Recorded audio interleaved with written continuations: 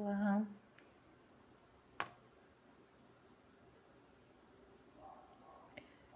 muito bem-vinda.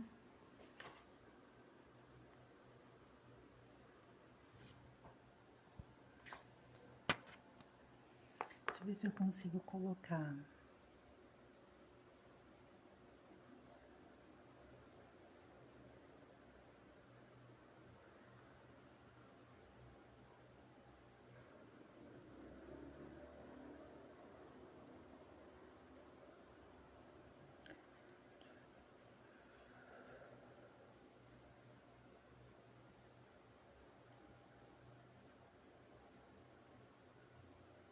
Oi, gente, tô tentando fazer uma coisa, mas não consigo.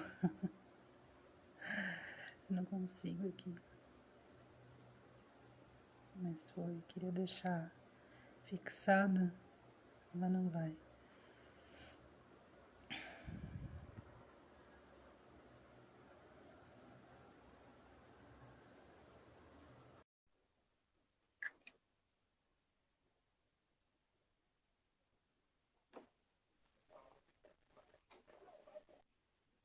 Olá, boa noite. Boa noite, Fê. Eu tava Boa tentando noite. deixar o comentário fixado para o pessoal saber sobre o que a gente tá falando, né? Mas eu não consigo. Uhum.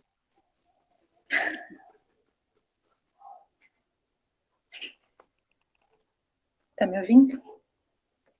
Tô ouvindo, você tá me ouvindo também? Bom, tá bom. Tá tudo bom aí, gente? Dá pra gente começar a falar?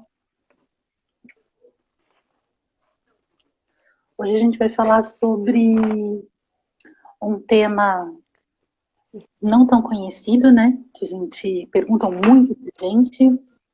Oi, Tivete, tudo bem? Bem-vinda. Oi, mãe, oi, tia. Ah, e a sua mãe também.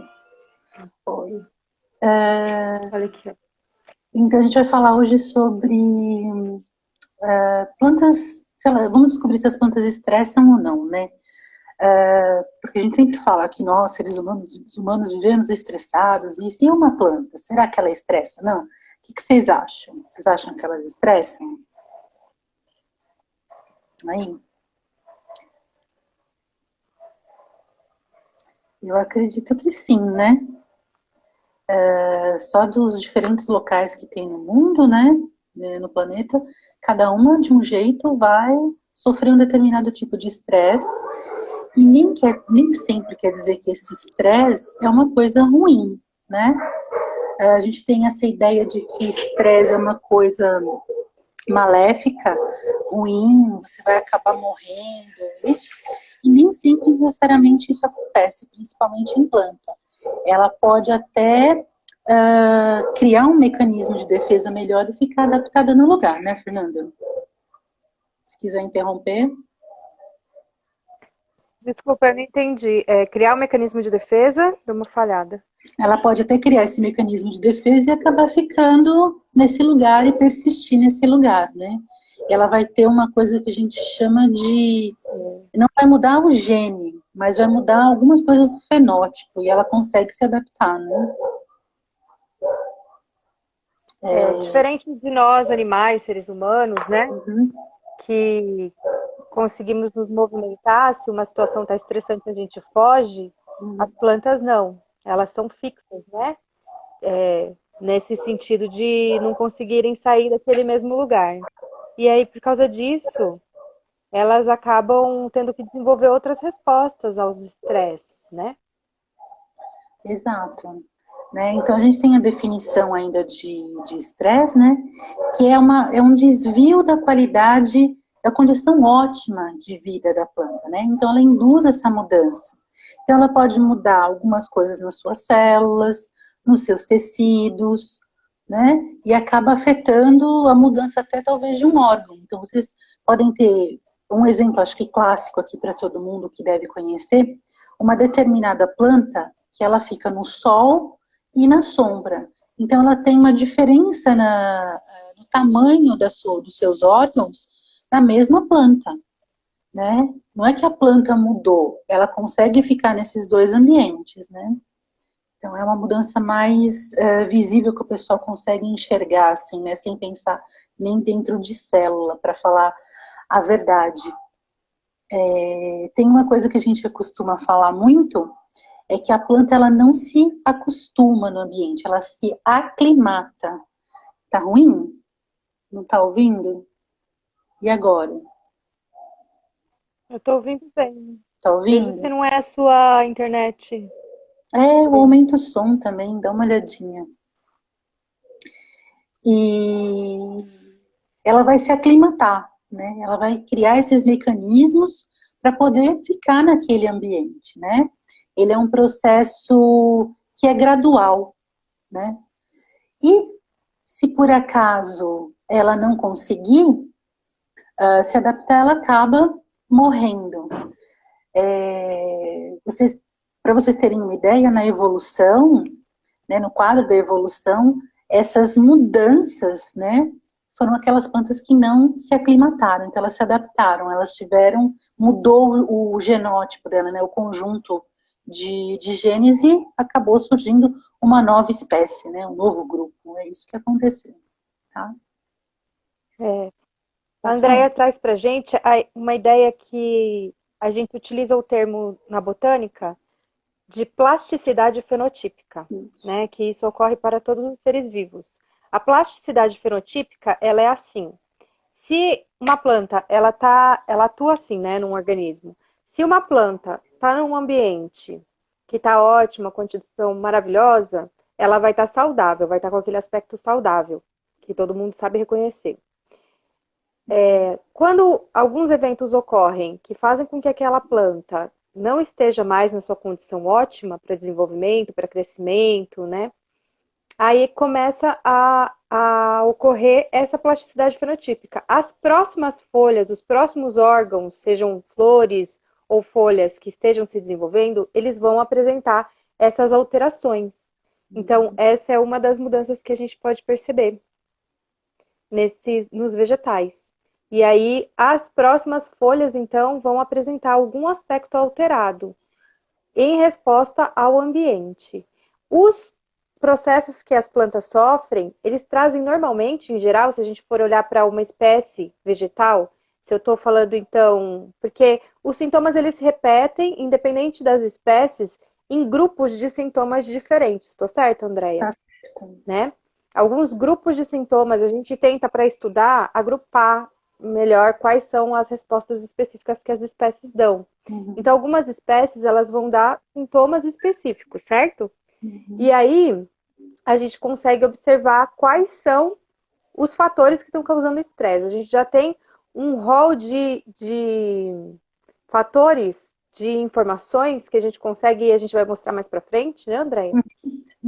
Um rol de informações que eu consigo dizer, essa planta ela tá com deficiência de água, essa planta está com deficiência de luz, essa planta está com deficiência de nutrientes, num nível tão grande que eu consigo dizer qual é o nutriente olhando para a planta e falando e observando qual é o sintoma que ela está apresentando. Então, esses sintomas, eles são grupo de sintomas que vêm da história evolutiva da planta, ou seja, a história evolutiva ela é muito longa para a gente avaliar um problema que está acontecendo hoje na atualidade, para aquela espécie que está ocorrendo, para aquele indivíduo, né? O indivíduo ele traz toda a carga genética da história daquela espécie, como nós. Se eu tenho diabetes na minha família, muito possivelmente eu posso desenvolver diabetes. Se eu tenho histórico de câncer na minha família, muito possivelmente, se eu passar algum estresse, eu posso apresentar um câncer. Então, com as plantas é a mesma coisa. Se aquela espécie ela tem um histórico de ser adaptada à seca, a seca provavelmente vai ser um fator que não vai afetar ela. Mas, em compensação, um outro fator pode afetá-la. E aí, nesse caso, ela vai apresentar, ela tem uma gama de respostas dentro do organismo dela que ela vai produzir, né? Que é como se fosse o aparato de defesa dela, que vai fazer com que atue dando essa resposta. E aí a gente pensa assim, existe especificidade? Existem. A gente vai olhar e vai conseguir determinar se é um nutriente, se é um excesso de luz, se é uma falta de luz, dá para determinar. Mas dentro do organismo da planta, ela tem lá aquela munição e ela vai se defender com aquelas munições. Cada espécie como que eu posso dizer, Andréia? Tem como se fosse um rol de respostas, Ela né? tem, Tem planta, várias respostas que elas podem dar. ela vai responder, ela tem o mesmo mecanismo de resposta, só que alguns são mais específicos para uma do que para outras, né? E uma coisa extremamente importante é que não existem fatores de estresse separado, né? Então a gente não consegue controlar. Às vezes você tem um excesso de luz, você tem um excesso de água, ou uma falta de água, ou uma falta de luz, você não consegue isolar aquela determinada variável, né? Por isso que tem que analisar muito bem tudo que está sendo observado, todas as variáveis que ela estão, por exemplo, no ambiente, para ver o que está faltando, né? Às vezes a sua planta está toda com a folha enrugada, toda enrugadinha, e você fala assim, tá faltando algum mineral. Não, tá faltando água, né?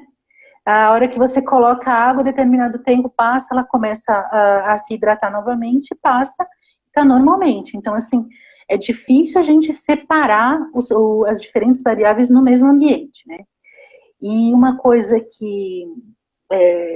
e aonde a gente procura? A gente procura sempre essas alterações para enxergar melhor na parte aérea, nas folhas. É ali que a gente consegue ver, ali é o termômetro, o que está acontecendo com a minha planta, né? Será que tem alguma coisa assim, está faltando água, tem muita luz, ou tem pouca luz, ou se é algum bicho, ou se não é. Ali é que eu vou procurar, ali é a minha resposta, né? E tem um esquema, né? Vou mostrar o esquema, Fernanda, daí se você quiser também ir falando, né, que até da sua dissertação de mestrado que você pegou, eu separei aqui bonitinho, que a gente fala... Eu readaptei Isso. um artigo científico, né? Eu vou Que lembrar. a gente fala, assim, de estresse biótico, isso, o estresse biótico, aquele da vida... Oi? Você deu uma caída aí, mas pode continuar, que voltou. Deu uma voltadinha, né? Então, o estresse, que ele é biótico, aquele que depende, que tem a vida, então lá eu vou ver se tem algum bichinho, algum fungo, né? Bichinho, modo de falar, algum inseto, ou algum fungo, geralmente, alguma bactéria que pode estar atrapalhando, e o estresse abiótico, que são todos aqueles outros que a gente falou, que não tem vida, que é luz, temperatura, salinidade e poluente, né? Vou mostrar aqui para vocês. Isso aqui vai ficar bem bacana. Olha só, não sei se dá para enxergar direitinho aqui, ó. Eu procuro os sintomas na folha e toda uma gama de fatores, olha só, que até se sobrepõem entre quem tem vida, né, aliás, quem tem vida e quem não tem vida, né? É isso que, esses sintomas que vem, a gente sempre procura na folha, olha só, e daí vem uma dica, né? Opa, morreu aqui. Uma dica. Olha só. Se aquelas manchas que eu encontro na minha planta, elas tiverem um padrão uniforme ou um gradiente, pode ter certeza, grande certeza que é um estresse abiótico. Agora, se tem todos aqueles pontinhos loucos, dispersos, desordenados, espalhados na folha inteira, uma grande chance de ser biótico, tá certo? Você tem uma sequência, né, das diferentes variáveis que pode ser. O que eu encontro lá? Olha, tem uma descoloração desigual ou não. Tem injúria, olha, pontos escuros direto na nervura. Aqui. E isso aqui, como é que a gente faz? A gente faz um corte microscópico e determina o que dá para ver, né, o vestígio. Tem algumas colorações, algumas técnicas que dão para ver. Tem uma dica, mas aí você vai falar pra gente, né? Poxa, vocês duas estão doidas, eu vou cortar no microscópio, vou cortar e vou ver como isso, né? Tem uma dica, assim, a maioria das vezes de fungo, você consegue passar o dedo, né, assim, e sai que nem um pozinho. E você não vê nenhum bicho. Então você consegue ver, né, Fernanda? Não sei se eu me empolguei, tô falando muito, pode me cortando, Não, tá bom, pode falar. tá? E aí vem o outro que é o que a gente mais, que é a nossa base de formação, né? Minha e da Fernanda, que são por estresse abiótico, especificamente de um poluente, né? Nós vamos falar um pouquinho assim por cima, que é o que mais está aí hoje em dia, né? O ozônio, mas o ozônio troposférico. Então você vai direitinho, ó, você vai ver manchas nele, né? Você vai procurar essas manchas uniformes, mas ao longo da nervura, tá? No tecido, no limbo, você não vai encontrar na nervura. Bem diferente, né? De poluente, olha só. E se eu tenho algum problema também, sempre em direção à borda, são todos os outros, né? De tanto deficiência nutricional, salinidade, térmico. Então eu consigo só aí dar uma separada entre um e outro, né, gente? Para vocês terem uma ideia, tá? É uma tabelinha, depois quem quiser pode me chamar aí, chamar a gente E pelo aí, direct. sempre olhando nas folhas, né? Eu acho interessante, André, a gente chamar a atenção porque que a gente está falando das folhas aí, no caso, né? Porque as folhas, elas, em geral, são um órgão que estão mais presentes nas plantas, então por isso facilita o estudo através das folhas. E pelas folhas acontecem as trocas gasosas. E aí, e a perda de água. Então, a folha, ela é o órgão que é um maquinário de produção de energia, né? Como a gente já falou na aula passada, na live passada.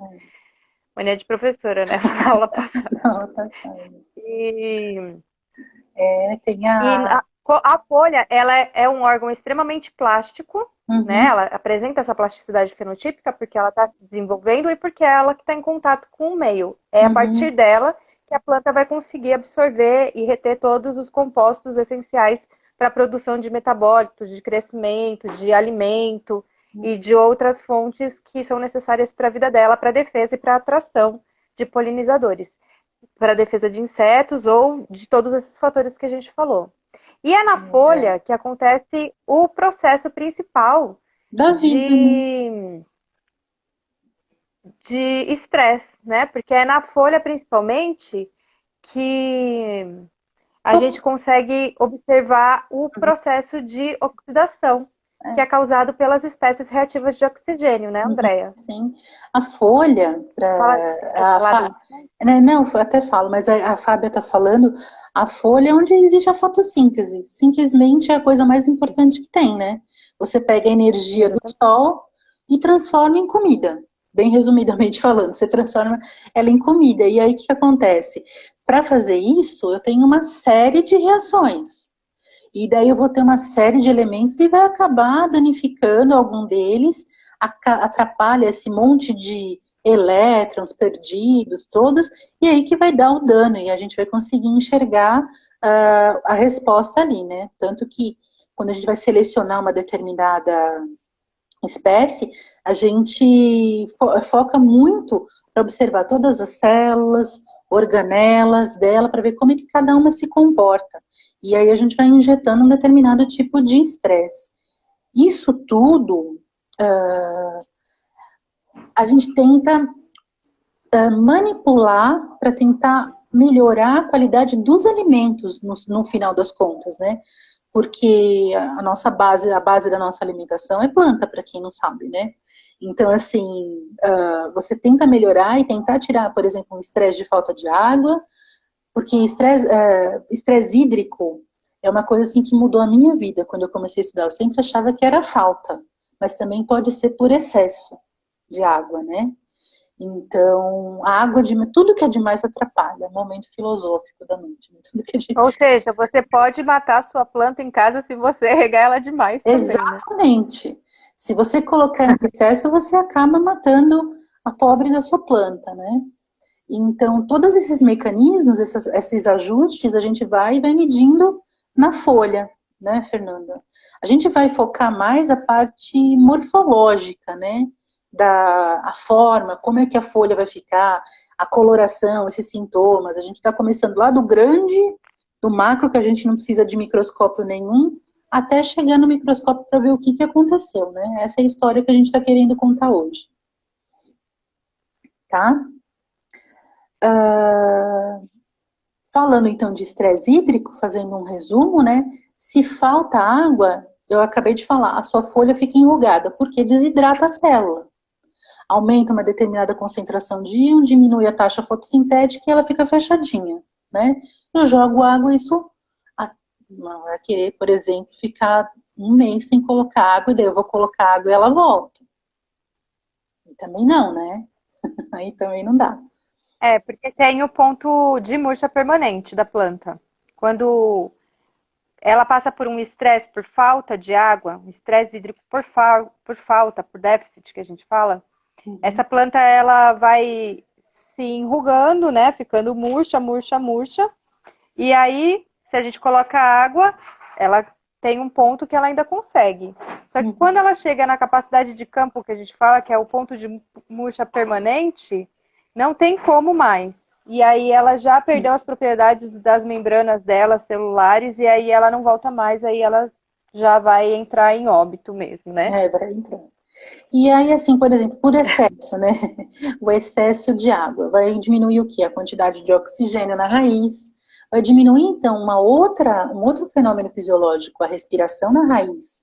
Vai aumentar a fermentação, vai diminuir a síntese de proteínas, e aí sim essa morte pode ser em horas ou em dias, com excesso de água. Começa a ficar tudo podre se você for.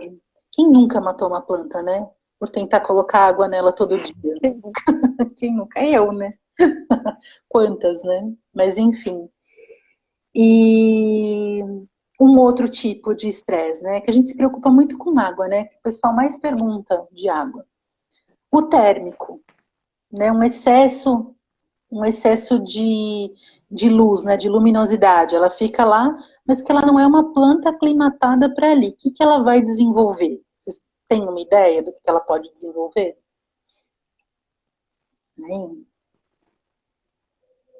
Ela tem lá no mecanismo de defesa dela, ela vai produzir alguns tipos de compostos que eu vou enxergar, ó, eu vou mostrar para vocês, que eu enxergo ela assim, olha só. Tá vendo? Agora acho que vai ficando um pouco mais fácil, né, ó. Toda essas manchas aqui, ó, bem vermelhinha nela.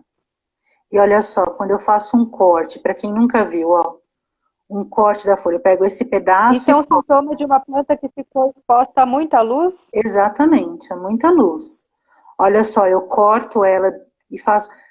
Olha o exemplo que eu sempre falo. Eu pego, imagina uma banana, e eu corto a banana em rodelinha. É esse corte. É desse jeito. Corto ela em rodelinha. Então, olha só. Toda essa manchinha que vocês estão vendo aqui, ó, é a produção dos compostos que ficam na epiderme, que está ali protegendo. Porque eu tenho, ó, a vida acontece aqui, ó, nessas coisinhas verdes, e eu tenho que proteger isso aqui, porque senão danifica e daí morre tudo. Então ela acabou desenvolvendo isso, certo? Olha só, o maior detalhe. Eu tenho isso, né? Ou seja, esse composto que está sendo colocado aí dentro dessas células, que são as células epidérmicas, porque as células epidérmicas elas constituem a primeira camada de células que vão estar em contato com o ambiente externo de uma folha, né? Sim. Elas acabam por proteger pelo acúmulo desse composto. Naturalmente, elas não teriam esse aspecto, mas com o acúmulo do estresse, né, com a intensidade do estresse, ela acaba produzindo. São esses mecanismos de resposta que a gente está falando, né? Mecanismos de defesa, mecanismos de respostas. No caso, aí eu posso responder o que é? O quê? O quê? Esse sintoma? Pode, fala. Pode falar. É um composto fenólico que é chamado de antocianina, e ele tem uma ação antioxidante muito importante dentro de uma planta. Então, ele faz o combate daqueles radicais livres que vão se formar quando a planta está sofrendo algum estresse. Da mesma maneira que a gente, quando sofre algum estresse, acaba ficando com um aumento de radicais livres, que é o que causa os danos celulares para a gente, nas células das plantas também. A antocianina, que é esse composto que está sendo acumulado aí, nessa cor avermelhada, ela atua como um filtro solar para a planta. Então, nesse caso de alta concentração, além das propriedades antioxidantes, ela também vai filtrar a energia solar que vai chegar fazendo mesmo uma barreira para que a planta não absorva tanta quantidade de luz. Ou seja, ela altera o espectro de absorção da luz solar dentro da planta, fazendo um protetor solar mesmo, natural. E isso, Nesse caso, né? eu vou chamar a atenção assim, ó, lembrem dessa imagem. Depois a gente pode até voltar, mas lembra dessa imagem. Quando ela fica na epiderme, ela é um protetor mesmo dos raios solares. Fica aí guardado, porque dependendo de onde ela se localiza, ela pode indicar um determinado estresse, tá bom? Um outro tipo de estresse.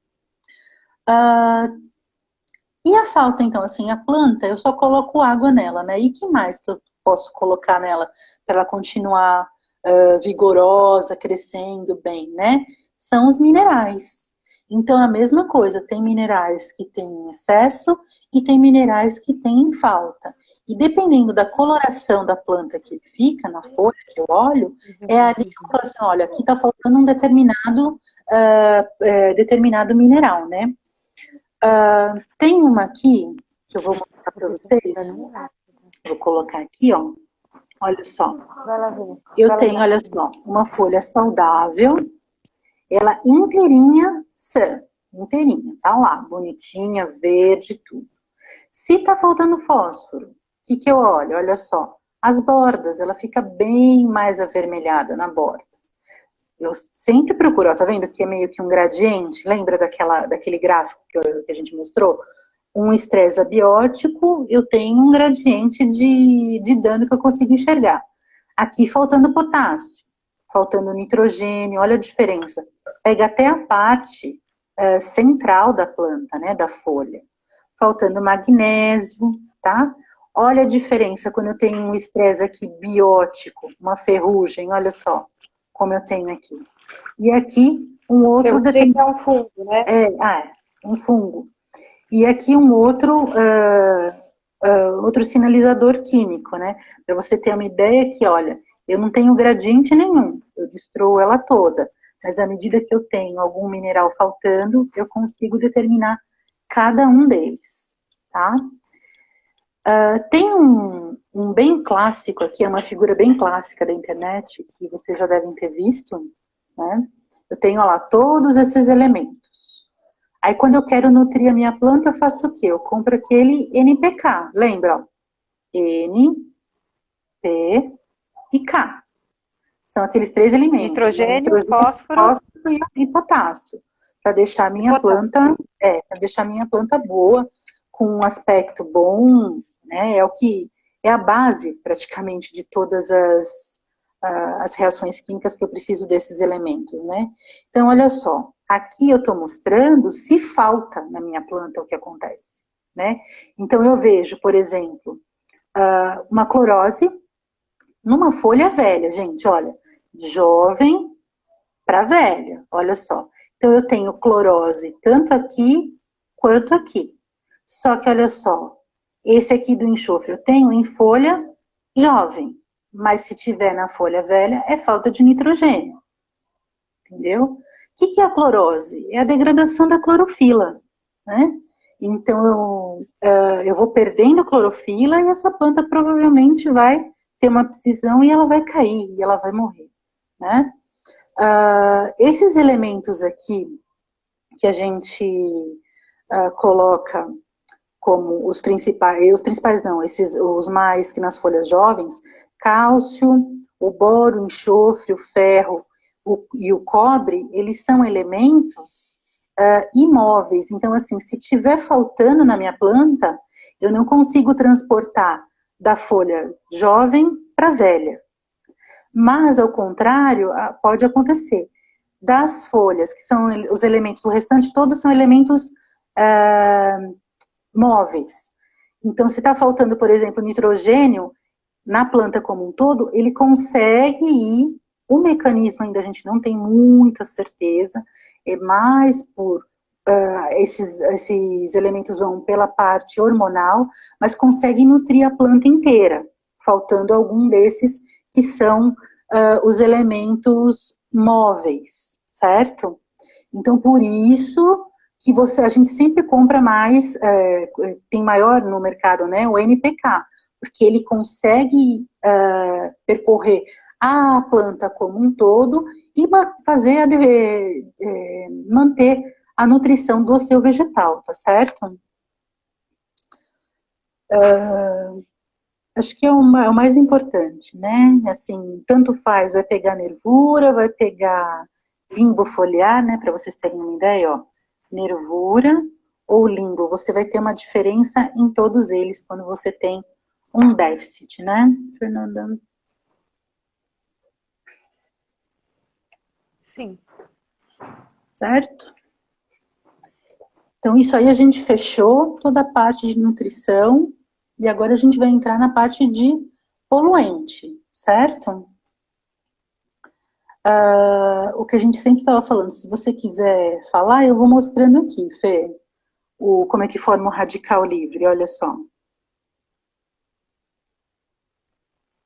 Né? Entra um determinado poluente, sim, né? Se você quiser falando também, pode me interromper. Entra um determinado poluente, você... Pode falar, André. Posso falar? Pode falar. Então, é porque eu tô falando muito hoje. Então, assim... eu já sabia que hoje você ia falar mais. Entra um determinado poluente, no caso aqui o O3, ele vai... Aqui, ó, então aqui é um corte daquela folha, lembra daquela outra que eu mostrei? Que você pegou a folha e cortou que nem a rodela de banana? Então, é isso aqui que você tá vendo, um desenho esquemático, tá? Então, ele entra, vai ter uma quebra desse elemento. Ele entra, só um momentinho, ele entra através desses poros, que a gente chama de estômatos, que eles têm uma capacidade de abertura e fechamento através de mecanismos super específicos, né, que não dá para ficar explicando aqui agora, mas que é o poro por onde faz as trocas gasosas e também por onde há perda de vapor d'água. Isso. Né? Então, no momento em que acontecem as trocas gasosas, porque lembrem que eu falei na live passada que estava aqui acompanhou, para captar o carbono que vem no gás carbônico para a formação dos carboidratos que vão ser associados pela planta, é necessária essa troca gasosa, né? Então, para o processo de fotossíntese acontecer, a gente precisa ter esse carbono. Isso. E aí, através dessa entrada dos gases na planta, obviamente que o que tiver no ar vai entrar junto. E se a gente tem uma alta concentração de ozônio troposférico, que é esse ozônio que é um poluente altamente oxidativo, ele vai entrar também causando efeitos deletérios para a planta, que é isso que a Andrea está explicando agora. Pode continuar, Andrea. Porque foi boa observação sua, olha só. Porque ele vai estar aberto, né, para fazer troca gasosa. Então vai entrar CO2 e, no outro caso, um determinado poluente que vai fazer muito mal para ela, né, mas que está aí no ambiente. O que eu quero chamar a atenção, gente, é que, olha só, ela já produz naturalmente algumas espécies reativas de oxigênio. Já é o normal isso, certo? Mas que com a entrada do poluente, isso aqui vai se intensificar, vai aumentar a produção dessas espécies reativas de oxigênio, que são esses radicais livres. Eles estão lá... Escutou um barulhão na minha rua aqui? Desculpa aí, gente. Aí ele vai... Esses radicais livres, posso só falar quais são? Pode. São radicais hidroxilas, o peróxido de hidrogênio, que é água oxigenada, né, na sua forma química, e superóxido, né, que é uma molécula de oxigênio livre, e que reage, fazendo aquele processo de oxidação mesmo. Deles todos, Pode né? falar. Então, deles todos, então ele entra lá, ele vai tentar se... Ele vai... Para tentar se estabilizar essa espécie reativa, ela vai atrás de ácido graxo, que é o que fica aqui na membrana de cada célula. Ela vai lá, acaba roubando isso aqui, perde a fluidez da membrana e pode acabar tendo uma quebra e danificando, né? Olha, com o passar do tempo, olha o quanto que você vai tendo, ó. Vai até para os outros tipos de célula, ele vai acumulando. A planta, ela faz normalmente uma resposta contra esse oxidante, né? Ela faz as respostas antioxidantes. Então, você pode medir, você pode quantificar essas moléculas, né, esses compostos, para ter uma ideia que quando você tem esse desequilíbrio, você vai ter o bendito estresse oxidativo. E aí é um mecanismo que está estressando, mas que tem plantas que uma hora conseguem reverter e tem outras que não revertem. Daí por isso que a gente consegue fazer a classificação. E por isso que a gente consegue fazer a classificação de plantas se elas são sensíveis ou tolerantes, certo? E também vai depender se o estresse vai ser crônico ou agudo. Um estresse crônico é aquele ao qual a planta está sujeita por um longo tempo. Sim. Então, vamos supor, uma planta que está lá na Marginal Bandeirantes, como as plantas que eu estudei na iniciação, né? Ficaram, elas vão estar sempre recebendo uma grande concentração de poluentes, porque elas estão ali, fixas naquele ambiente. Agora, se for, por exemplo, um evento de uma baixa de temperatura, aí pode ser um aumento de temperatura, né? Então, pode acontecer um estresse agudo. E aí a planta também vai ter diferentes mecanismos de se defender contra isso, podendo ou não refletir em sintomas visíveis. É verdade. Eles, às vezes, têm muitos trabalhos que eles dão só um pulso do poluente e vê o quanto tempo ela demora para recuperar. E se ela vai recuperar, né? Então, você não precisa fazer uma coisa de tanto tempo, né? Tem um outro gráfico aqui, que eu também acho ele maravilhoso, que é bem... O pessoal lá na Europa vai para a floresta, entra lá e vai com esse guia para tentar identificar as plantas que têm ozônio ou não. Então, olha só. De novo, a gente vai para onde? Vai para a folha, né? De novo, vai para a folha. Ai, dá para ver direitinho por espelho, né? Então, olha lá. Isso aqui é para identificar ozônio troposférico, tá, gente? Eu tenho meu sintoma, olha lá. Se ele fica entre as nervuras, beleza. Se ele tá sobre as nervuras, eu já descarto. Já não é ozônio com certeza, entendeu? Já descarto de cara, olha só. Não é. Agora, se ele estiver entre as nervuras, tanto na parte de cima quanto na parte de baixo, beleza, pode continuar sendo, tá? Se for na parte de baixo, né? É no começo da estação ou é no fim da estação? Se é no começo, eu já descarto. Se é no fim da estação, Só vou para lá. explicar uma coisinha, Andréia. A parte de baixo, que a Andréia está falando, da folha, é assim. Se vocês olharem uma folhinha, eu tenho um monte de folha aqui, deixa eu mostrar. Deixa eu pegar aqui. Se vocês olharem para uma planta assim, certo? Essa é a parte de cima que ela está falando e essa é a parte de baixo que ela está falando. Deu para perceber? Ó? Essa é a parte de cima, essa é a parte de baixo. As nervuras são essas ramificações aqui, ó, em alto relevo, por onde vão passar os poluentes. Nossa, me faltou a palavra agora, André. Oxidantes e antioxidantes. Não. A nervura vai conduzir a seiva, isso, né? Isso. Mostra essa nervura de novo, por favor, para falar que se fica entre as nervuras, daí é O3, no caso.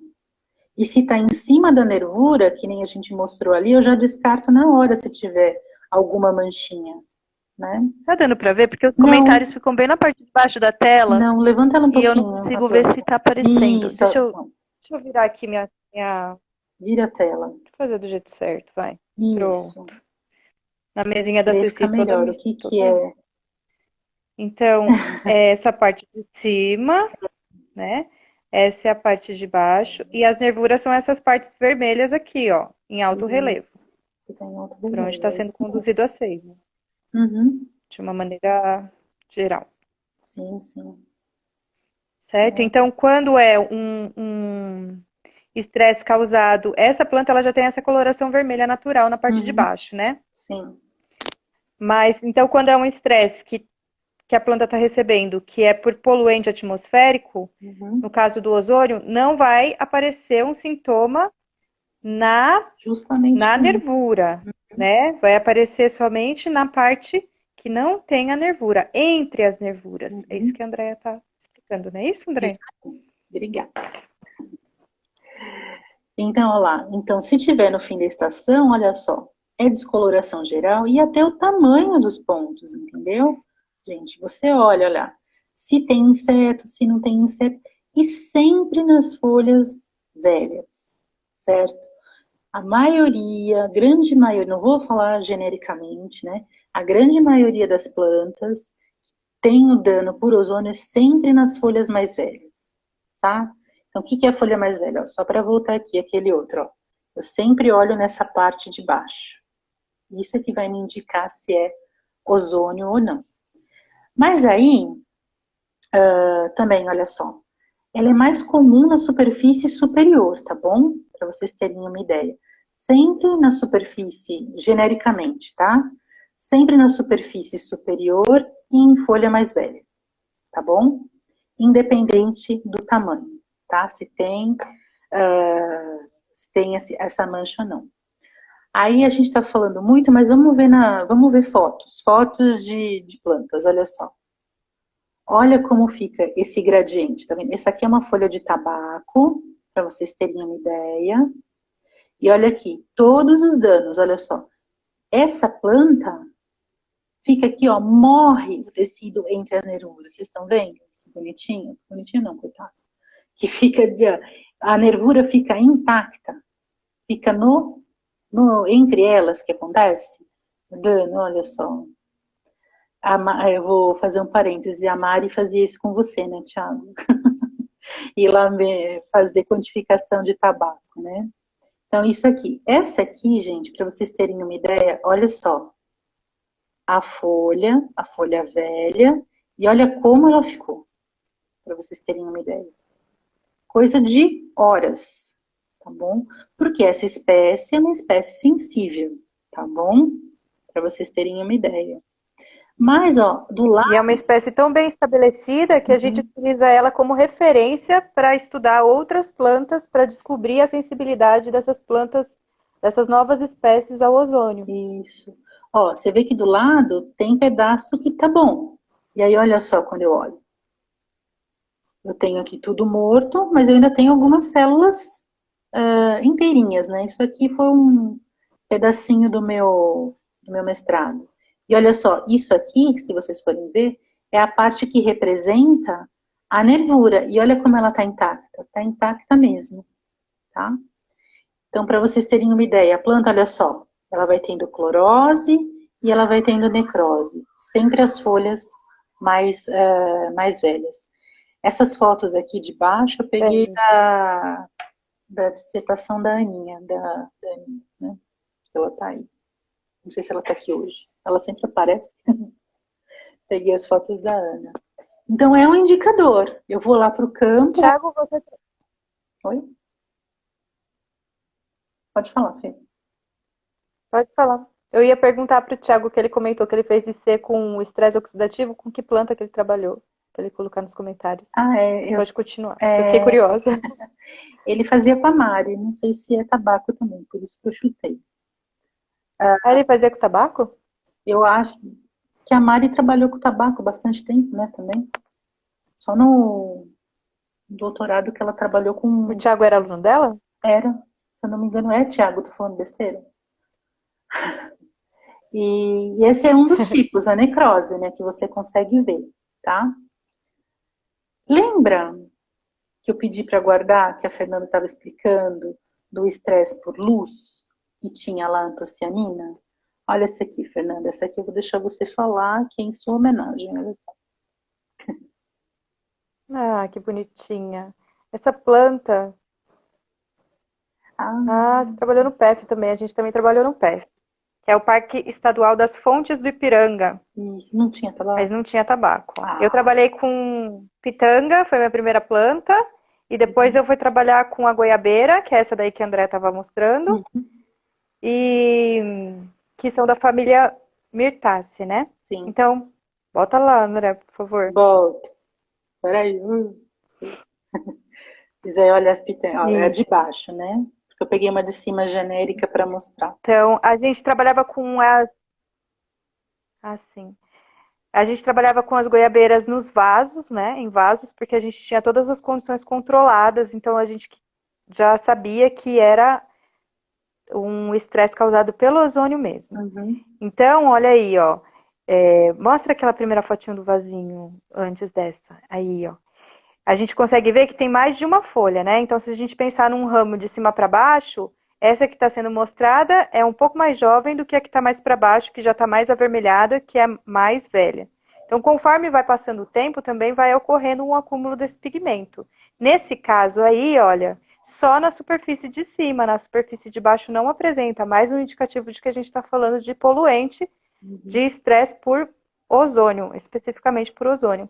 E esse vermelhinho, que é o que reflete no sintoma visível da goiabeira, que é classificado como uma pigmentação, é justamente o acúmulo daquele composto, da antocianina.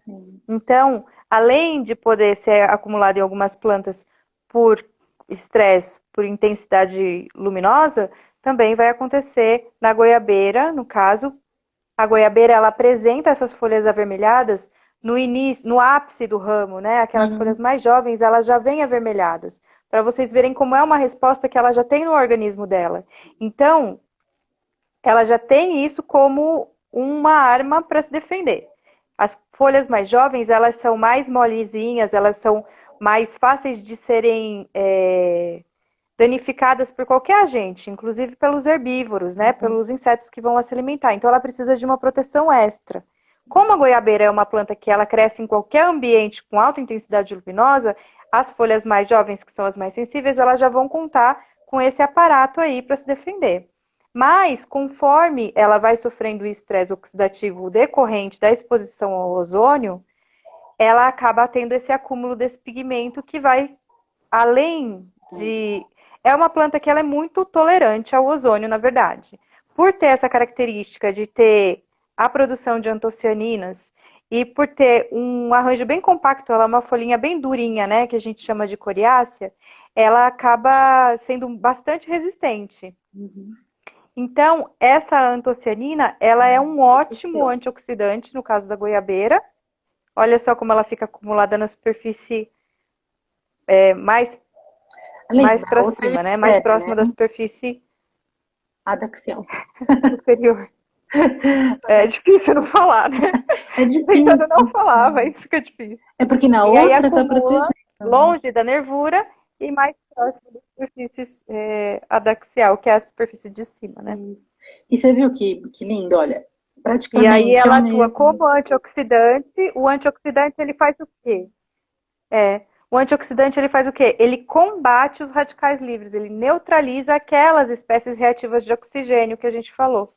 E aí faz com que a planta neutralize, consiga sobreviver, consiga equilibrar o balanço dela, né? De antioxidantes e oxidantes, se mantendo organicamente um pouco saudável ali para ter todas as fases fenológicas, né? De crescimento de folha, de produção de flores e frutos, e crescimento dos seus órgãos mesmo garantidos, estabelecido mesmo uma grande quantidade de ozônio. É uma planta que, ao contrário do tabaco que a Andrea trabalhava, que a gente brincava bastante, né? No final da estação, que a gente analisava cada estação. Então, ao final da estação, a Andrea já não tinha mais planta nenhuma, elas morriam todas. As minhas não, elas estavam tudo lá. Vivinha da Silva, né? E a sua ainda, você vivia com elas 90 dias. A minha era só 14. Tinha que ser 14, 14, aí. 14, acho que 6 vezes. Né? Porque o ciclo dela é... Então, pode falar. Não, também Desculpa. Pelo ciclo, né? Pelo ciclo, que uma também é herbácea, a outra é arbórea. Então tem outra coisa que você tem que tomar cuidado, que é uma outra variável, né? Exatamente. Comparar organismos vivos, né? Estabelecer essa sensibilidade em organismos vivos, que é o caso das plantas, eles nos ajudam também a estabelecer segurança para geração de leis que envolvam a emissão, né, de poluentes que vão refletir na formação desses poluentes aí nos grandes centros urbanos em especial, né? É porque acho que vale até a pena a gente falar, porque tem aquelas redes telemétricas, no caso aqui de São Paulo da CETESB, que elas quantificam os poluentes, né? Mas o que adianta ter a quantificação desse poluente se eu não sei como é que ele reage num organismo vivo? Por isso que a gente trabalha com as plantas juntos. Logo no começo, a CETESB tinha um biomonitoramento também com planta. Depois acabou deixando de lado, porque é uma coisa que é um custo, né? É um custo, é trabalhoso, você está trabalhando com um ser vivo e, e daí você vai tendo outras prioridades, né? Daí não vai tendo mais isso. Mas é extremamente importante colocar os métodos físico-químicos com os métodos biológicos juntos, para a gente ter uma ideia do que acontece, né? E, e para vocês terem uma ideia, a gente pode não fazer uma correlação direta, mas as plantas também são um tipo de células, né? São eucarióticas igual a gente. Dá até para você fazer uma certa, não comparação, mas para você ter uma ideia que também é um organismo vivo, tem uma determinada constituição que é praticamente igual o que a gente tem também, né? Fernanda, a gente falou muito, tem pouco tempo. É. Então, eu vou. Ainda queria falar muito, mas acho que a gente vai ter que dividir essa live num outro período, né? Então, assim, depois a gente pode fazer uma só específica, não sei se vocês vão querer, né? Depois vocês escrevam isso, a gente pode falar só o estresse mesmo com O3 para células, mas como a gente está falando no estresse em geral, eu queria muito mostrar as fotos também de dano de estresse biótico, tá bom? Pode ser? Pode ser? Então, olha só, porque assim, Sim. é o que o pessoal mais procura, né, pra gente assim. Olha, tem isso aqui na minha planta, o que, que será que é, né? Olha só. Olha o dano, totalmente irregular, né? O que, que é esse bendito afídio, né, gente? É um tipo de pulgão, né? Que fica lá na sua planta, olha só. E ele vai pegando tudo, né? E ele vai comendo.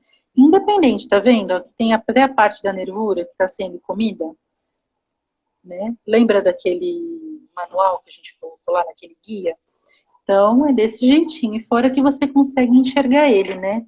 Eu tenho aqui, olha só, como eles ficam, né? Na sua planta, olha só.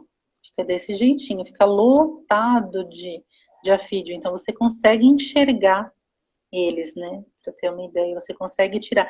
Diferente de um estresse abiótico que você não consegue determinar, certo? Eu tenho também aqui ácaros, olha a diferença que eu tenho, o que eu posso encontrar na minha planta, olha só, tudo margeando aquela nervura, olha só, que ela vai ramificando, né? Tenho tudo isso aqui, certo? E os fungos, olha a diferença que fica o fungo. Ó, o fungo chega até, olha, vai perdendo clorofila e depois perde tecido, né? Fica de amarelo até em necrose, para vocês terem uma ideia. Fica desse jeitinho, tá? Fora que fica até um pozinho na mão também, se for fungo. E, olha só, com as cigarras, olha só, também é clorose, tudo espalhado, olha só. Você pode até não achar a cigarrinha, mas ó, tá tudo danificado, tá vendo? Olha só, vários pontos e pontos necróticos. Que tem necróticos não, cloróticos, perde clorofila, né? Ela é bem disperso, não tem um padrão. Tanto faz se aqui é o começo da folha, se é o meio da folha, se é a base da folha, tanto faz. Ela não tem um padrão, né, diferente do abiótico, certo? E aí eu acho que Exatamente. a gente pode dar uma sintetizada, falando que não existe nada sozinho, né? No ambiente, principalmente, com esse gráfico aqui, olha só, para vocês terem uma ideia. Isso aqui é o que já vem sendo estudado, né? Olha só, O que está vermelhinho é o que tem um impacto negativo bem alto. Olha só, se você juntar seca com luminosidade alta, né? Seca, com déficit de nutriente, com ultravioleta, com patógeno. Olha só, com ozônio até que não é tão ruim. Olha só, até um impacto positivo, se você for ver a resposta, tá? Aí você tem salinidade, calor, resfriamento, congelamento e tudo o que acontece com cada uma delas, né? O mais importante. Provavelmente a seca mais o ozônio não causam um impacto tão negativo porque a seca favorece o fechamento dos estômatos e aí o ozônio entra em menor quantidade na planta, né? Olha lá que Causando bonitinho. menores efeitos. Tá vendo? E isso aí eu acho que é o mais importante, é que mostra que a ciência é uma coisa contínua. Você vai aprendendo continuamente e essa tabela pode mudar, né? Você vai Isso. conhecendo. Quando a gente diz de um estresse sozinho, em geral, a gente estudou de maneira experimental, né? A gente criou experimentos para isolar um determinado fator de estresse para poder dizer, olha, sozinho ele causa determinada consequência para a planta. Mas no mundo real, essas coisas não acontecem sozinhas. E aí, por isso a ciência sempre continua, né? Não tem um ponto final. A investigação ela é permanente. Eu acho bacana a gente destacar aqui. Eu brinquei com a Fabiana semana passada, falei assim, vamos militar, né? Vamos aproveitar o nosso espaço pequenininho para militar. A ciência é um constante, não existe verdade absoluta. Então, você dá a sua cara a tapa, você manda a publicação para um lugar que outros pesquisadores vão te avaliar, vão te criticar para melhorar o trabalho e melhorar a ciência. Então, assim, não tem problema nenhum você receber ele de volta e revisar o negócio. Exatamente. Porque com esse. Todo mundo está falando muito mal, né? Vamos falar do negócio do Covid, por causa da revista. Porque ciência é uma coisa contínua, né? Essas plantas que a gente estudou, né, Fernanda, para quem trabalha principalmente com anatomia ecológica e tudo, é pelo menos um ano e meio de experimento, só de experimento. E depois tem todas as análises. Então, eu não posso ter resultados rápidos e garantidos sempre, né? Ele depende. Tem ano, por exemplo, que o verão é de um jeito, o outro ano o verão é de outro. Né? Então eu não posso fazer aquele Ainda mais pacote. agora, né? Que não segue mais um padrão. Sim, eu lembro, eu montei um experimento com uma aluna minha, justamente porque o verão era chuvoso, justamente aquele ano não choveu. Então, assim, não quer dizer, então por isso que é uma coisa constante, você tem que ficar sempre montando experimentos e fazendo, que é um processo contínuo de aprendizado. Né? É. Era isso. Obrigada aí a todo Exatamente. mundo que ficou. Quiser acrescentar mais alguma coisa. Eu acho que é isso mesmo que a gente tinha para falar. Então a gente pode trazer mais informações sobre o que os patógenos, herbívoros, né? O que o dano causado por um animal que se alimenta, seja um inseto ou um animal um pouco maior, causa numa planta. Se vocês quiserem, tiverem algumas perguntas, mandem pra gente, tá? Muito obrigada pela participação de todos. É sempre legal demais estar aqui com a Andrea. Obrigada, Andrea, por ter me chamado de novo. E é isso aí, gente. E planta Entra lá estressa, nos né? Saberes Botânicos. Planta estressa, né? Planta estressa e muito, dá até Conclusão pra você. final. E fala que você vai semana que vem, nesse mesmo horário, a gente não vai ter, porque você vai ter o seu lá no Herbolárias. Ah, sim. Gente, eu tenho um grupo no Facebook, obrigada por lembrar. Eu tenho um grupo no Facebook que é sobre ginecologia natural, plantas, na verdade. A ginecologia natural, ela não é somente o uso de plantas. Ela é uma mudança de hábitos, de autoconhecimento do corpo, 27 segundos. né, de entender nossos ciclos, tudo. Herbolárias, ginecologia natural, dia 17 às 19 horas eu vou estar lá, por isso eu não vou estar aqui com a Andrea. Sim. Tá bom? Entrem lá. Tá bom? Muito obrigada, viu? Obrigada, gente. Obrigada, Andréia. Obrigada, Fezoca. Até. Tchau, Tchau. até a próxima. Valeu. Tchau.